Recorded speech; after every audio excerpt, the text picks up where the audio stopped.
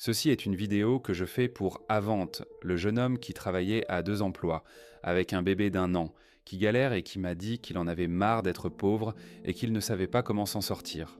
Je n'ai pas eu le temps de te répondre quand j'étais en train de marcher, mais je voulais prendre 1 minute pour te donner une réponse plus longue. Je vais lire le tweet et peut-être qu'on le mettra à l'écran.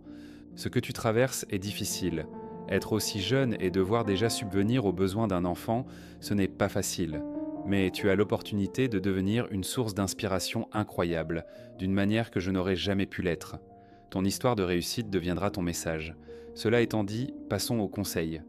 Tu vas devoir partir du principe que la chance n'existe pas, ou alors qu'elle s'applique à tout le monde sauf toi. Parce que la seule façon de t'en sortir, c'est d'avoir quelque chose de valeur que les autres veulent. Et en ce moment, la seule chose que tu as, c'est ton temps, avec peu de compétences à échanger. Et c'est un jeu difficile. Tu dois échanger beaucoup de ton temps pour gagner un peu. Donc, ton objectif principal, c'est de libérer du temps pour apprendre une compétence tout en subvenant aux besoins de ta famille. Ça signifie qu'à court terme, ta famille va peut-être devoir souffrir. Non, oublie ça, ta famille va souffrir. Mais il vaut mieux qu'ils souffrent maintenant, quand ils sont trop jeunes pour s'en souvenir, plutôt que plus tard, quand ils seront trop âgés pour oublier. Encore une fois, ce ne sera pas pour toujours, mais pour maintenant. Voici donc les choses cause que tu vas devoir faire, et ce n'est pas du « je vais essayer un peu », c'est du « réveille-toi, bordel », parce que si tu ne le fais pas, tu vas cligner des yeux, te retrouver à 30 ans, au même endroit, en pire. Numéro 1, coupe toutes tes dépenses, et je veux dire toutes. Tu ne manges plus à l'extérieur, plus jamais, peu importe la raison. Si t'as faim, tu gères. Si ça ne vient pas d'un magasin à bas prix, tu ne l'achètes pas. Les vêtements ? Ce que tu as actuellement, c'est tout ce dont tu as besoin pour les 2 prochaines années. Point. Zéro exception. Tu réutilises, tu échanges ou tu vas chez Emmaüs. Tu vas au travail, tu rentres chez toi. Et chez toi, idéalement, c'est avec ta famille. Et par famille, je parle de tes parents. Et si tes parents n'ont pas de place, trouve quelqu'un qui a un canapé ou un sous-sol où tu peux dormir. Le pire des cas, c'est d'habiter avec une autre famille qui essaie aussi de s'en sortir et d'économiser. Donc vous êtes 6, 8, 10 dans le même endroit, tous à tout partager, tous à contribuer. Et ce sera aussi peu cher que possible. Numéro 2, augmente ton revenu. Tu travailles déjà à 2 boulots. Ton temps libre, tu le passes à postuler à d'autres jobs, plus proches de ce que tu veux faire. Tu m'as dit que tu n'aimais aucun des 2 boulots que tu fais actuellement. N'importe quel poste de vente par téléphone à domicile propose des postes de débutants sans aucune expérience et paye 40 000 $ ou plus par an. Fais ça et continue ton autre boulot entre-temps. Si tu ne peux pas, conduis pour Uber. Si tu n'as pas de voiture, économise jusqu'à ce que tu en aies une. Numéro 3, la chose la plus facile à vendre, c'est les affaires des autres. Commence par là. Ensuite, apprends à acheter des trucs pas chers et à les revendre plus cher. Plus l'objet est gros, plus tu gagnes. Tu passes de cartes à des meubles, puis à des maisons. Et la limite ne s'arrête jamais. Une dernière note. J'ai entendu le stress dans ta voix quand tu me parlais de ta situation. On aurait dit que tu ne savais pas quoi faire. La tristesse vient d'un manque d'options. C'est un sentiment d'impuissance. Mais chaque fois que tu ressens ça, je veux que tu penses « ce n'est pas de la tristesse, c'est de l'ignorance ». Ça veut dire « je ne sais pas encore ». Et ça, je peux le maîtriser. Tu m'as demandé de venir travailler gratuitement, mais je n'ai pas besoin de main-d'œuvre peu qualifiée. Par contre, j'ai besoin de monstres hautement qualifiés. C'est pour ça que je fais les livres, les cours et tout le contenu, gratuitement, partout. Utilise-les. Ensuite, Constantin, trouve-toi un emploi bien payé. Et chaque jour, postule à un emploi encore mieux payé. Je te recommande de commencer par la vente. Et une fois que tu es dedans, pour l'amour de Dieu, bosse jusqu'à ce que tes doigts saignent. Parce que tu n'as pas d'autre option. Tu n'as pas de chance. Rien ne va se passer pour toi. Tu n'auras pas de coup de bol. Tu vas devoir forcer le destin. Tu vas devoir le créer. Tu dois devenir inarrêtable. Et la meilleure nouvelle, c'est que tu peux le faire en moins d'1 an. Donc voilà mon conseil. Coupe toutes tes dépenses. Toutes. Travaille plus pour gagner plus et postule à de meilleurs emplois. Apprends à vendre. Commence par vendre des trucs chers, puis un jour vends les tiens. Le jeu, c'est simplement d'échanger vers le haut. Encore et encore, tu n'es qu'à quelques échanges d'une situation financière complètement différente. Avant, je voulais me rajouter à tout ça que tu es dans une situation difficile, et je pense que certains mots que je viens de dire vont, j'espère, résonner quelque part en toi. Mais une des choses les plus dures que j'ai remarquées chez toi, c'est que quand je t'ai vu, tu portais des vêtements relativement beaux. Et je n'ai pas voulu te juger sur le moment, mais je veux profiter de cette occasion pour te dire, tu sais mieux que ça. Tu vois ce que je veux dire ? Tu sais que si tu galères avec l'argent, c'est la dernière chose sur laquelle tu devrais le dépenser. Je pense qu'un des plus gros défis, surtout quand on est jeune, c'est ton entourage, tes amis, ta famille, et surtout s'ils sont tout pauvres, ils ont une vision pourrie de l'argent. Ils ne vont probablement pas valider ce que tu apprends sur Internet ou les choses que tu essaies, et le vrai problème, c'est que tu vas échouer souvent. Et ils vont dire, tu vois, je te l'avais dit. Et le plus dur, c'est qu'ils auront souvent raison. Sauf que c'est un de ces trucs qui est 99% juste, mais 100% faux.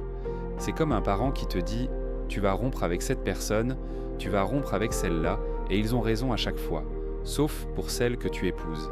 Et là, ils avaient un tort depuis le début. Et si tu écoutes ça sans recul, ça peut être hyper décourageant. Donc la première chose à faire, mets-toi à consommer une autre information. Tu dois apprendre à ignorer tout ce qu'ils te disent. Parce que la meilleure façon de rester pauvre, c'est d'écouter des pauvres t'expliquer comment devenir riche. Tu es déjà sur la bonne voie en regardant du contenu, en essayant. Continue. Et je suis sûr que ta copine, la mère de ton enfant, c'est ton monde. Toute personne qui n'essaie pas de construire la version 2.0 d'avant avec toi ne mérite pas ton temps. Parce que là, tu as un portefeuille d'argent et un portefeuille de minutes. Et chaque personne à qui tu donnes des minutes ou de l'argent doit mériter sa place. Et mériter sa place, dans cette phase de ta vie, c'est t'aider à aller là où tu veux aller. Je ne sais pas combien tu gagnes à ton boulot. Je vais partir du scénario extrême. Tu es payé au salaire minimum pour tes 2 boulots, tu bosses 80 heures par semaine. Je comprends et je respecte cette détermination. C'est pour ça que je fais cette vidéo. Tu dois obtenir plus en échange de ton temps. Et en ce moment, le peu de temps que tu as en plus de tes 80 heures, tu le passes qu'à dormir ou avec ton enfant. Et ce que je vais te dire, c'est que les gens autour de toi vont dire « ce mec est extrême, il n'est pas équilibré ». Et la réponse, c'est « oui, je suis extrême, je suis déséquilibré ». Parce que c'est la saison pour l'être. Et je pense que toi aussi, tu devrais l'être. Parce que si tu n'agis pas, 5 ans vont passer et rien ne va changer. Tu ne vas pas prendre de l'avance, tu dois sortir la tête de l'eau. Parce que là, tu as sûrement l'impression de juste garder la tête hors de l'eau. C'est là que le stress vient. Tu ne sais pas quoi faire. Donc pour baisser le niveau de l'eau, tu dois réduire ton budget temps et ton budget argent. Et je veux être extrême avec toi. Et je ne te demande rien que je n'ai pas déjà fait.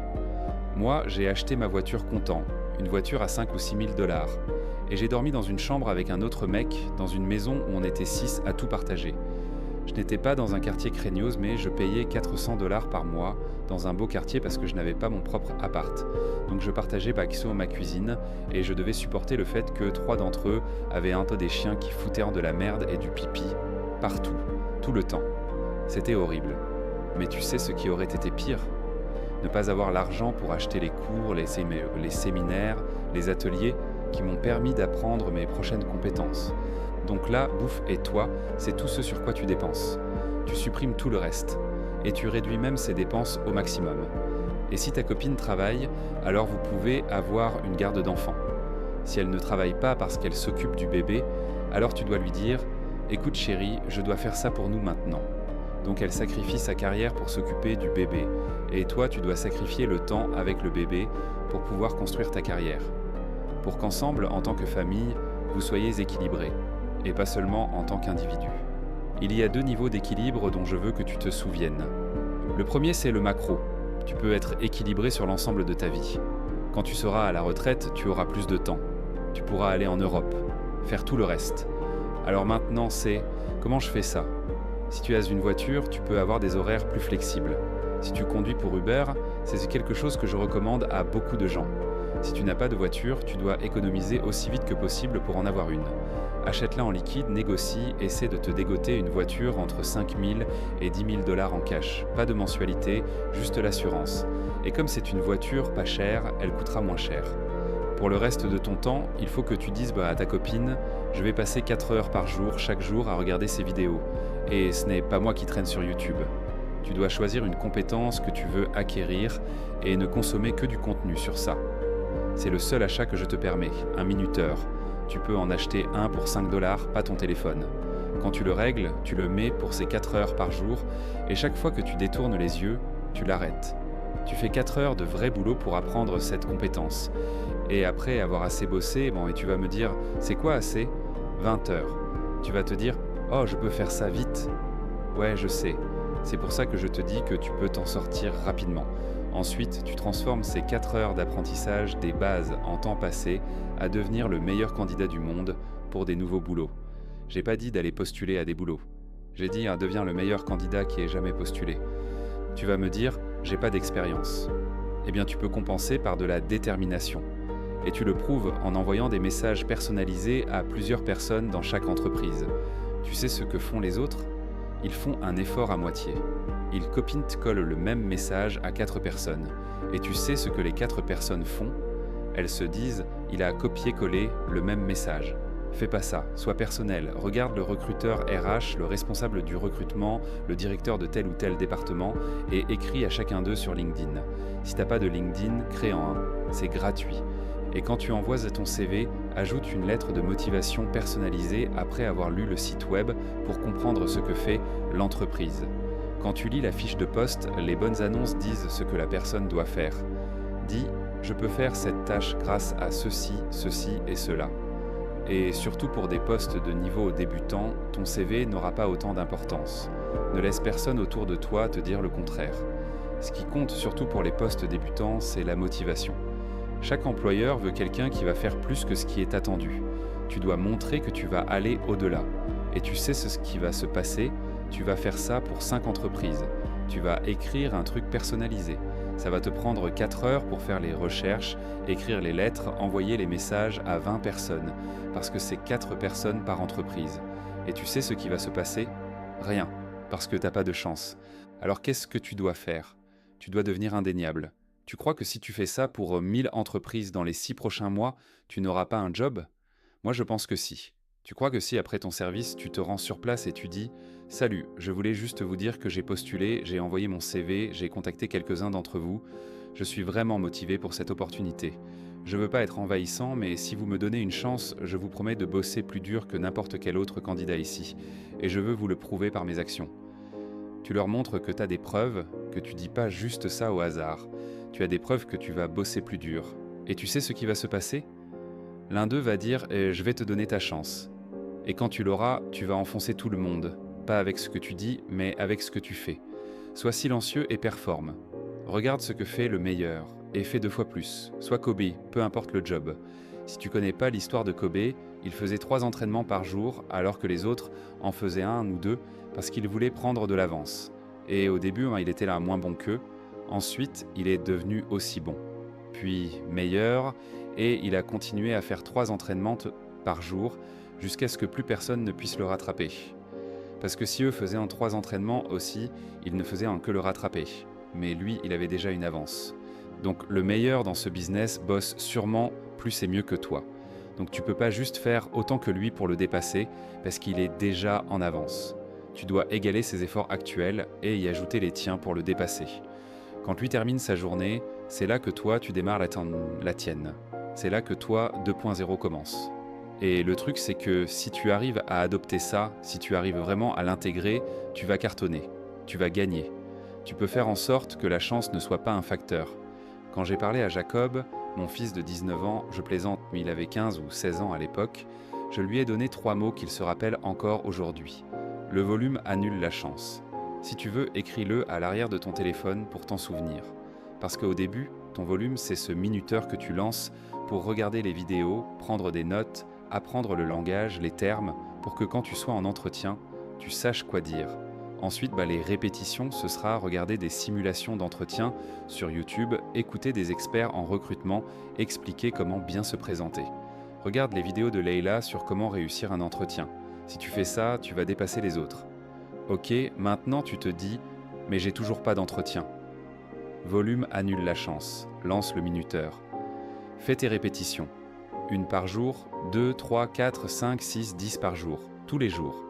Tu te dis « attends, ça fait 40 messages personnalisés et 10 lettres de motivation ?» Oui, ça te prendra à peu près 4 heures. Et que fais-tu demain ? Tu relances le minuteur, tu recommences, et le jour suivant, tu relances encore, et encore, et encore. Et pour les postes que tu veux vraiment, tu vas sur place après ton service. Tu passes et tu dis « Salut, je suis Avante, je suis super motivé pour cette opportunité. J'ai postulé, vous avez reçu quelques messages de moi. Je ne suis pas bizarre, je voulais juste sortir du lot parce que je sais que pour une opportunité aussi bonne, vous avez sûrement beaucoup de candidats. Je veux juste une chance. Tu dises ça, ils vont t'accorder un entretien. Et si ce n'est pas eux, ce sera quelqu'un d'autre. Et quand tu décroches ce job et que tu bosses plus dur que tout le monde, tu tournes le bouton à fond. Et tu ne le fais pas une semaine. Tu ne bosses pas plus dur pendant un mois, ni pendant 6 mois. Tu bosses pas plus que le meilleur pendant 1 an, 2 ans. Tu dis, mec, tu parles de 2 ou 3 ans? Oui, j'ai dit que c'était une saison. Mais de l'autre côté de cette saison, il y a tout ce que tu veux. Alors si je te dis, Devon, que dans 36 mois tu peux sortir de cette galère, est-ce que tu es prêt à me les donner, ces 36 mois? Tu dis, j'en ai marre d'être pauvre, j'en ai marre de ne pas pouvoir acheter ce que je veux à ma copine, j'en ai marre de ne pas pouvoir subvenir aux besoins de mon enfant. Je veux qu'il soit dans un bon quartier, je veux qu'il ait une bonne école. Tout ça a un prix. La seule question c'est, est-ce que tu es prêt à le payer? Si tu es prêt, alors pousse le volume à fond. Le volume annule la chance. Tu ne peux pas compter sur la chance. Tu peux compter sur le volume. Et ça, je te le promets. Peu importe ta race, ta couleur, ton origine sociale, tu dis « Attends, mais ces facteurs peuvent donner un avantage à certains. » C'est vrai, mais si tu le fais 1000 fois, est-ce que tu as besoin d'avoir un avantage? Tu n'as besoin que d'une seule fois. Et s'il y a une leçon que je peux graver dans ton cerveau, c'est qu'il y a beaucoup d'argent et d'opportunités qui se trouvent juste après le courage de se faire rejeter par des inconnus. Si tu es rejeté 1000 fois, tu n'es pas pire qu'aujourd'hui. En fait, tu es mieux. Pourquoi? Parce que tu as 1000 fois plus d'expérience. Donc tu apprends ou tu gagnes, ce qui veut dire qu'en faisant, tu gagnes forcément. Je te donne une petite analogie. Disons que toi et ton pote voulez inviter une fille au bal de promo. Ton pote dit « J'ai envie d'inviter Nicole ». Tu lui dis « Vas-y, demande-lui ». Il dit « Et si elle dit non ?» Eh bien tu seras exactement au même point qu'avant, sans cavalière, mais avec une expérience en plus. Et quand tu parleras à la suivante, tu seras moins nerveux, tu sauras que tu vas survivre. Si tu demandes à 100 filles, l'une d'elles dira oui. Et à ce moment-là, tu es mieux qu'avant. La morale de cette histoire, c'est que tu ne perds rien à recevoir des non. Tu as tout à gagner avec un seul oui. Et ce oui peut changer toute ta vie. Donc si tu es prêt à être rejeté, à voir les rejets comme des apprentissages, donc des victoires, et les oui comme des victoires aussi, alors tu ne peux pas perdre. Tous les autres autour de toi, qui sont pauvres, vont te dire le contraire. Ils vont te dire « Pourquoi tu fais encore ça ?» Laisse ces gens tranquilles, tu n'auras jamais ce job, baisse tes attentes. Ils vont te dire « Ce n'est pas pour nous ». Ils te diront ça parce que tu as quelque chose qu'ils n'ont pas. Tu as un début difficile, tu as un monstre plus grand à affronter.